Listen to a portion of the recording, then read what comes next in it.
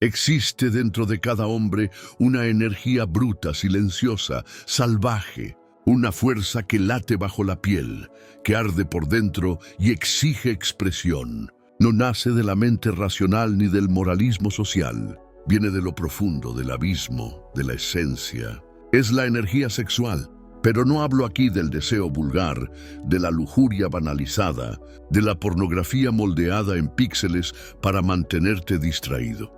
Hablo del fuego original, la chispa de la creación, esa que movió guerreros, hizo que los reyes levantaran imperios y llevó a los profetas al éxtasis de la visión.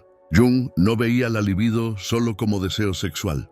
Para él era la energía total del alma, la fuerza que anima al espíritu, da forma a los sueños, enciende la ambición y sostiene el camino de la individuación.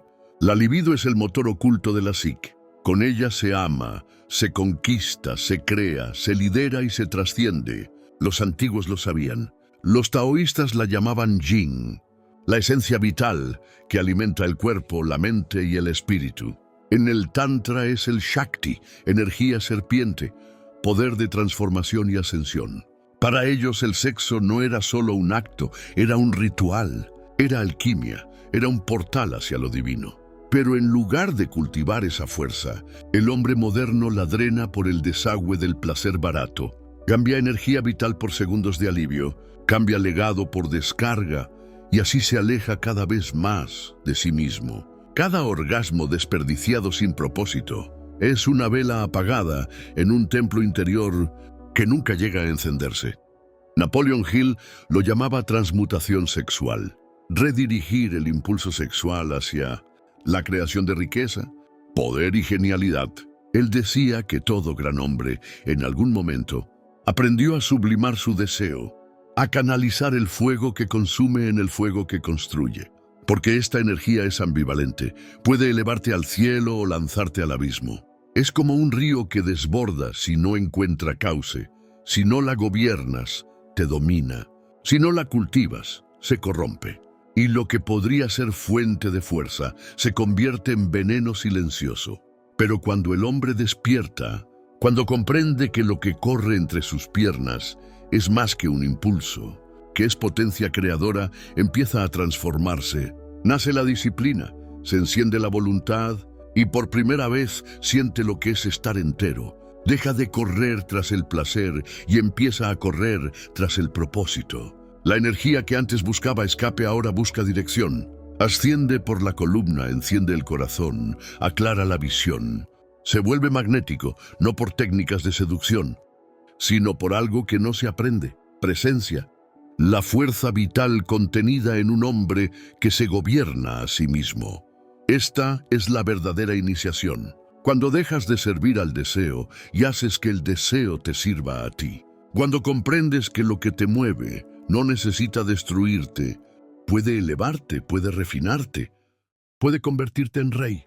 Porque el verdadero poder no está en eliminar el instinto, sino en transformarlo, en tomar lo bruto y hacer de ello una obra, en tomar el impulso y convertirlo en dirección, en tomar la llama y construir con ella un imperio. Esta es la fuerza primordial, la energía que pulsa en ti ahora mismo. Y la pregunta ya no es si existe. La pregunta es, ¿vas a derramarla o vas a transmutarla? Vivimos en la era del placer fácil y la distracción constante. Nunca fue tan sencillo sentir algo y nunca fue tan difícil sentir de verdad. Un toque en la pantalla, un desliz con el dedo, y tu energía ya empieza a ser drenada. No por una mujer real, no por un propósito elevado, sino por una ilusión diseñada para mantenerte dócil. Crees que solo estás satisfecho, pero estás siendo vaciado. La energía sexual, esa fuerza creadora que podría ser tu combustible, tu espada, tu cimiento, hoy es tu veneno disfrazado de consuelo. Porque el sistema lo sabe. Un hombre sexualmente disperso es un hombre fácilmente manipulable. No construye, consume, no lidera, se distrae. No es casualidad que la pornografía sea gratuita, que los estímulos sexuales salten de la pantalla cada segundo, y que los algoritmos estudien tus debilidades y te sirvan exactamente aquello que hará que pierdas tu fuerza. Porque mientras alivias tu atención solo, en una habitación oscura, el mundo allá. Afuera sigue siendo gobernado por los que retienen, por los que dominan, por los que silencian la urgencia y canalizan el fuego. Esa es la gran trampa del hombre moderno. Creer que su libido es solo una molestia que debe ser satisfecha, cuando en realidad es un diamante divino esperando ser dirigido. Cada vez que liberas tu esencia sin amor, sin misión, sin creación, pierdes un poco más de ti mismo. Tu claridad disminuye, tu voluntad se debilita, tu visión se empaña. Es una fuga lenta e invisible, pero letal. Y no, esto no es moralismo, es estrategia energética. El hombre que desperdicia su energía todos los días es el mismo que no puede concentrarse, que no sostiene una meta, que no puede mirar a los ojos a quien lo confronta, porque su poder ya fue gastado. Quedó atrás, derramado en almohadas, pantallas y pensamientos que nunca se realizaron. Ese vaciamiento es silencioso, pero universal. Y los que dominan el mundo lo saben. No quieren que retengas. Quieren que descargues, que sonrías, deslices la pantalla, te sientas libre, pero por dentro estés seco, sin impulso, sin furia creadora, sin fuego. Porque un hombre con fuego es peligroso, no se distrae, construye, enfrenta, lidera, y justamente ese tipo de hombre es el que falta hoy. No por casualidad, sino por diseño. El error moderno no es tener deseo, es no saber qué hacer con él. Es confundir placer con realización. Es aceptar migajas de excitación cuando naciste para vivir en plenitud. Y hasta que rompas ese ciclo, seguirás siendo más espectador que creador, más usuario que rey, más siervo que señor de tu propia energía, porque cada día eliges. O usas tu fuerza o será usada contra ti. Hay un punto en el camino donde el hombre empieza a sospechar que su sufrimiento no viene del exceso de deseo, sino de la falta de dirección para ese deseo. Siente, aunque en silencio, que hay algo sagrado en su fuerza sexual, que quizás esa energía tan bruta y primitiva no necesita ser contenida, como una maldición, sino refinada como un tesoro. Ese es el comienzo del poder. La retención no se trata de negación, se trata de elección, de reconocer que hay más poder en guardar con propósito que en liberar sin causa. El agua que se desborda por todas partes destruye. La que es canalizada mueve turbinas, enciende ciudades, transforma desiertos. Así es tu energía. Los grandes hombres de la historia lo entendieron. Leonardo da Vinci, genio incomparable del arte y la ciencia, era conocido por vivir en celibato, no porque despreciara el placer, sino porque lo había trascendido. Prefería gastar su fuego creador en pinturas, inventos, estudios, obras que resonarían por siglos. No derramaba su energía, la derramaba sobre el mundo. Nikola Tesla, inventor visionario, creía que el sexo podía drenar su genialidad. Evitaba relaciones amorosas y decía que su trabajo era su esposa. Algunos se burlan de esto, pero pocos comprenden. La torre que soñó para iluminar el mundo funcionaba con la misma energía que otros desperdician en sábanas. La diferencia es que él la dirigía hacia lo alto.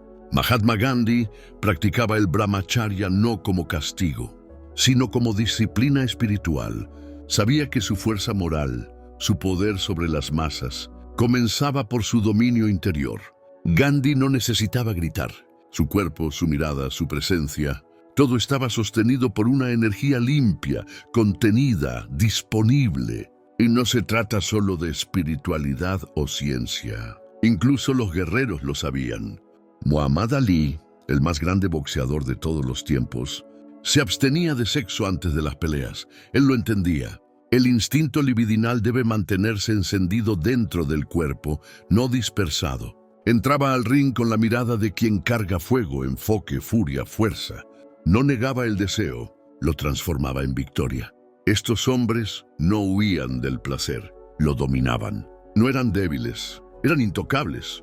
Su energía no estaba a flor de piel, estaba a flor de creación, de acción, de realización. Y lo que descubrieron es simple, pero oculto para la mayoría. Cuando el deseo se contiene, no desaparece. Asciende, se mueve por el cuerpo como un vapor alquímico. Se vuelve visión, claridad, creatividad, voluntad. reconecta al hombre con su misión. El hombre que retiene no se vuelve frío, se vuelve enfocado. No pierde atracción. Se vuelve magnético. No es menos hombre, es un hombre completo. Porque el mundo no necesita más hombres excitados. Necesita más hombres encendidos por un propósito. Cuando eliges no gastar tu energía en lo inmediato, estás construyendo lo invisible, fortaleciendo tu interior, alimentando algo que aún no ha nacido, pero que nacerá con mucho más impacto que cualquier placer momentáneo podría darte. Ese es el poder de la retención, no matar el deseo, sino darle un reino para gobernar. No toda caída ocurre con estruendo. Algunas empiezan con un susurro, con una mirada cedida, con un deseo alimentado en silencio, hasta que crece demasiado como para ser contenido. Así caen los grandes hombres, no por falta de fuerza, sino por exceso de entrega a su propio deseo. Sansón, juez de Israel, tenía la fuerza suficiente para destruir ejércitos con sus propias manos. Era invencible, hasta que confió el secreto de su poder a la mujer equivocada. No cayó en batalla, cayó en una cama. Su cabello cortado, sus ojos arrancados, su misión abortada, no por espadas, sino por deseos sin discernimiento. Salomón, el rey más sabio de la Biblia, construyó templos, escribió proverbios, gobernó con justicia, pero se perdió entre 1000 esposas y concubinas. Sus alianzas amorosas lo alejaron de su propia fe. El hombre que comenzó su camino con sabiduría terminó dividiendo su reino. Siglos después, la historia se repite. Cambian los nombres, los tronos, los imperios, pero la debilidad sigue siendo la misma. Bill Clinton, presidente de los Estados Unidos, casi ve derrumbarse su carrera por una relación extramatrimonial. No fue espionaje, no fue guerra. Fue deseo, un impulso, un instante. Tiger Woods, ícono del deporte, con fama, dinero y talento, lo perdió todo de forma gradual. La admiración se convirtió en escándalo. Su imagen, construida con sudor, fue destruida detrás del telón del vicio sexual. ¿Y cuántos más? ¿Cuántos héroes, líderes, ídolos cayeron no por falta de visión, sino por falta de gobierno sobre sí mismos? Esos hombres no eran débiles, eran indisciplinados. No les faltaba inteligencia, les faltaba soberanía interior. Y cuando un hombre no gobierna sus impulsos, tarde o temprano serán ellos quienes lo gobiernen. Porque el deseo, cuando no tiene dirección, cava pozos. Y el más profundo de todos es el pozo del arrepentimiento. Ese donde miras todo lo que construiste y entiendes que lo arrojaste al vacío por un momento de placer. Placer.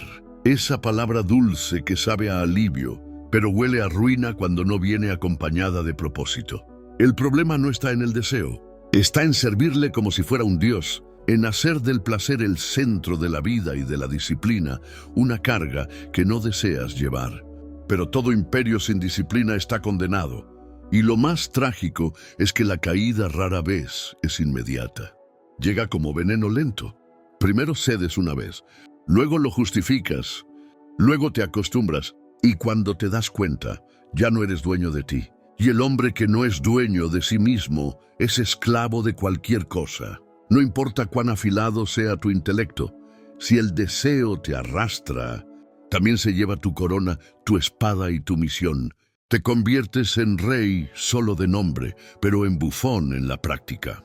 Por eso este capítulo es un espejo para que veas que nadie está por encima de la caída, pero todo hombre tiene la oportunidad de elegir. Puedes caer en el abismo del deseo, o puedes mirarlo de frente y construir un puente. No todas las guerras se ganan con espadas. Algunas se ganan con perfume, con silencio, con una mirada firme, con cuerpos que no atacan pero que atraen.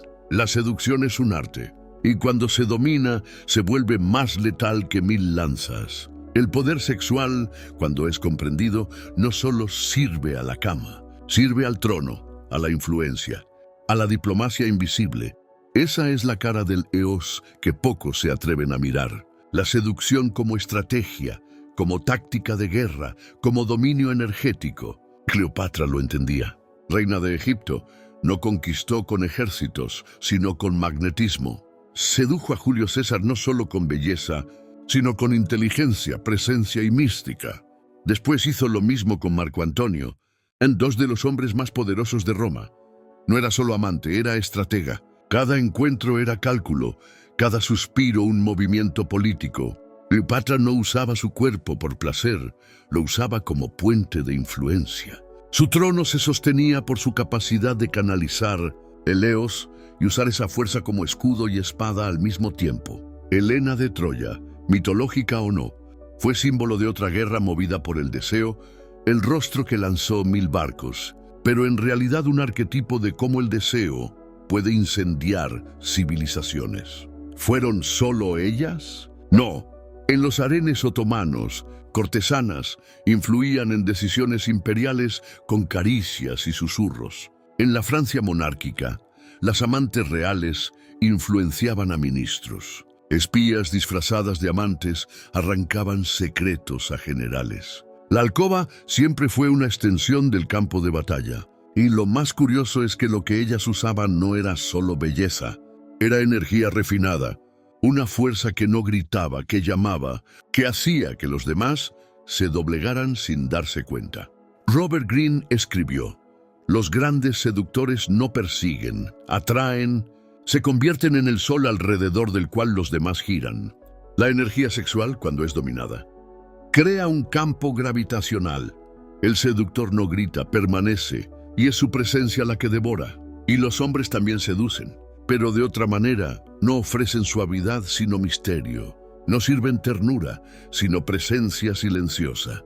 Su armadura no es la belleza, sino el enfoque, la disciplina, la capacidad de no ceder cuando todos lo harían. Un hombre que domina su energía no necesita correr tras nada.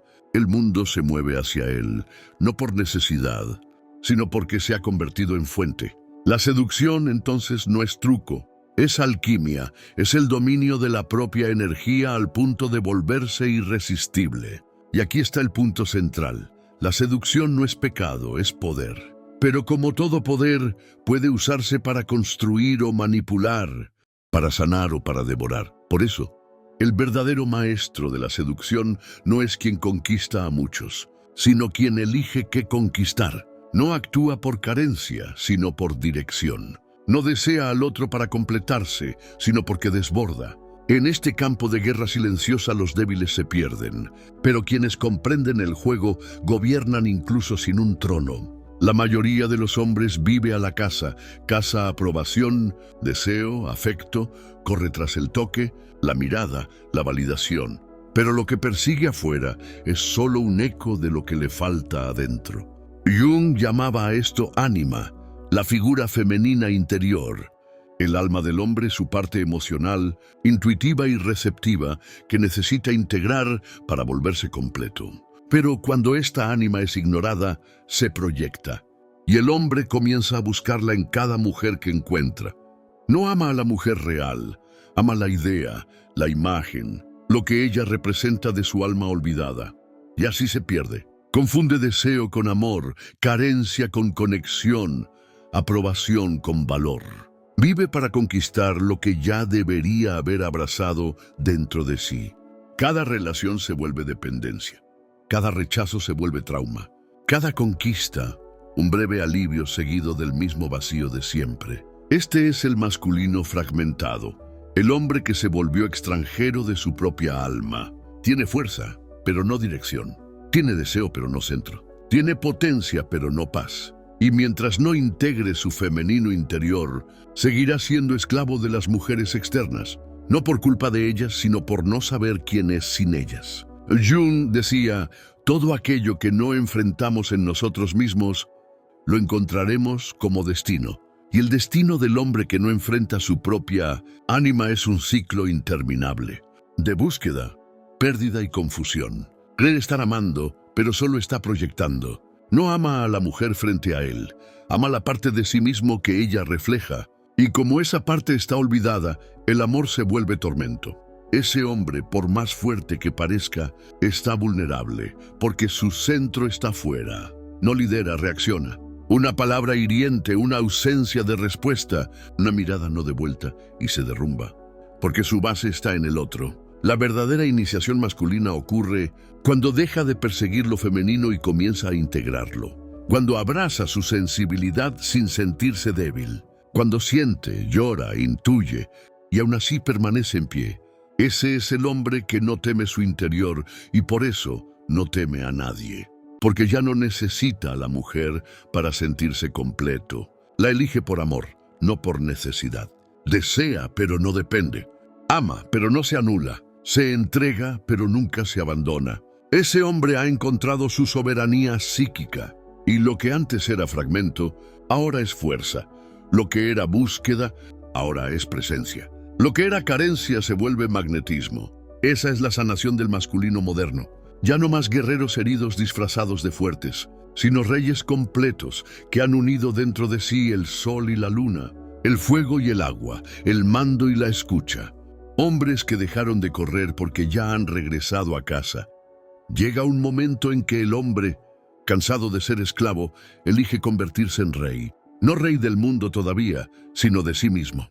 Mira sus heridas, sus impulsos, sus pérdidas, y finalmente comprende, el trono más difícil de ocupar es el propio cuerpo, porque el cuerpo tiene impulsos, la mente historias, el corazón carencias y el deseo urgencia.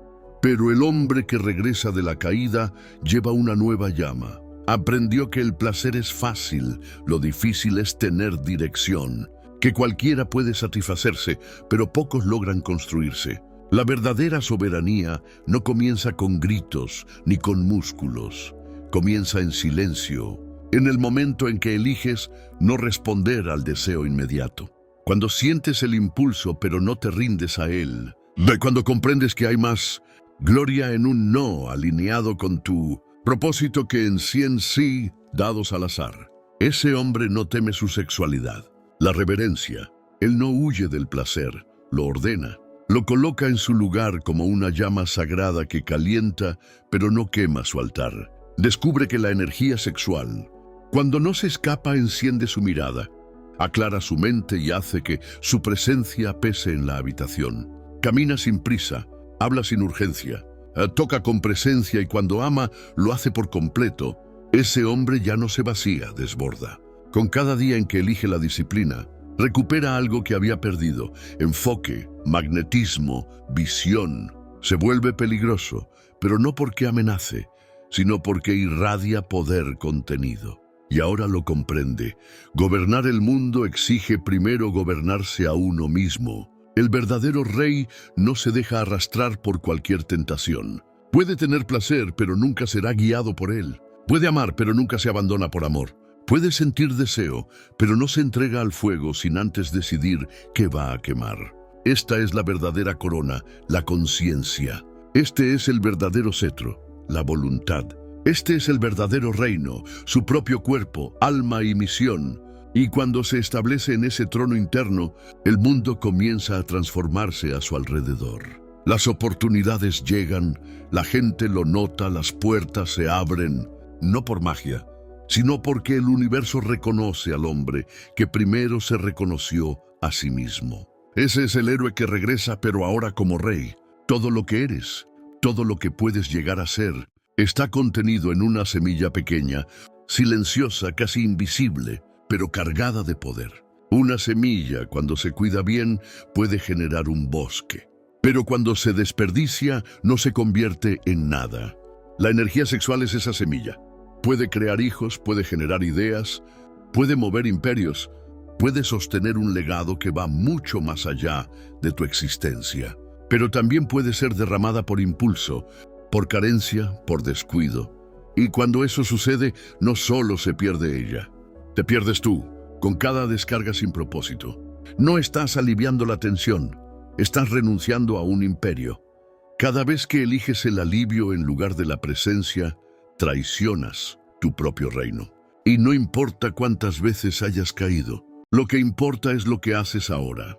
Puedes comenzar hoy a construir tu imperio con cada elección, con cada retención, con cada segundo en que eliges propósito en lugar de placer vacío.